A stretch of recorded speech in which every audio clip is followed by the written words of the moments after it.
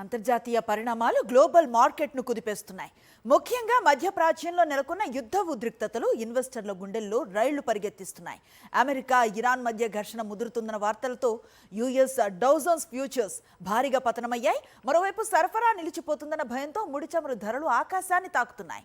ఈ పరిణామాలు భారత మార్కెట్లపై, సామాన్యుడి జేబుపై ఎలాంటి ప్రభావాన్ని చూపబోతున్నాయి? వాస్తు స్టోరీ.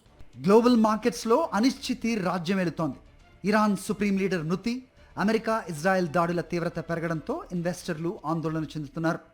దీని ప్రభావంతో అమెరికా మార్కెట్ సూచీ అయిన డౌ జోన్స్ ఫ్యూచర్స్ 500 పాయింట్స్కు పైగా కుప్పకూలాయి. కేవలం అమెరికానే కాదు, యూరోప్, ఏషియా మార్కెట్స్ కూడా నష్టాల బాట పట్టాయి. అయితే అసలు ముప్పు చమురు రూపంలో ముంచుకొస్తోంది. ప్రపంచ ఇంధన సరఫరాలో అత్యంత కీలకమైన హర్మూజ్ జలసంధి మూతపట్టడంతో ముడి చమురు ధరలు ఒక్కసారిగా 7 నుంచి 9% వరకు పెరిగాయి. బ్రెంట్ క్రూడ్ ధర రికార్డ్ స్థాయిలో $80 మార్కును దాటి $100 వైపు పరుగులు తీస్తోంది. ఇది ప్రపంచవ్యాప్తంగా ఇన్ఫ్లేషన్ అంటే ద్రవ్యోల్బణాన్ని పెంచే ప్రమాదం ఉందని నిపుణులు పేర్కొన్నారు. భారత మార్కెట్ల విషయానికి వస్తే సోమవారం ట్రేడింగ్లో సెన్సెక్స్ 1000 పాయింట్లకు పైగా నష్టపోయింది. నేడు హోలీ పండుగ సందర్భంగా భారత స్టాక్ మార్కెట్లు సెలవు ప్రకటించినప్పటికీ అంతర్జాతీయంగా జరుగుతున్న ఈ పరిణామాలు రేపటి ట్రేడింగ్పై తీవ్ర ప్రభావం చూపే అవకాశం ఉంది. రూపాయి విలువ పతనం కావటం, పెట్రోల్, డీజిల్ ధరల పెరుగుదల భయాలు మార్కెట్ సెంటిమెంట్ను దెబ్బతీస్తున్నాయి.